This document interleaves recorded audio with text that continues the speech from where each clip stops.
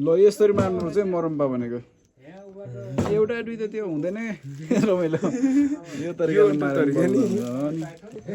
2 kilo भन्नु पर्छ 3 kilo वरपर छ म साह्रै हिसाब गरिरहेको छु हैन हेरौँ है पछि पहिला प्लास्टिकमा हालौँ के थाहा हो फेरि बेल फुट छैन रहेछ कि अनि त्यो भेराकोटले अलि नमार रहेछ के हो पक्दै बाटो खनेको साइडमा ए पोखरा हान्नु बाटो खनेको साइडमा त्यो सिमसार भन्छ नि एउटा ढुङ्गाको चिने मैले पैँतिसवटा होइन यो यो यो एकदम ज्याक छ होइन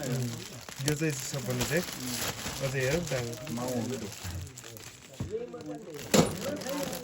ल 2 किलो भन्दा त चलाइहालौँ त कति रहेछ यार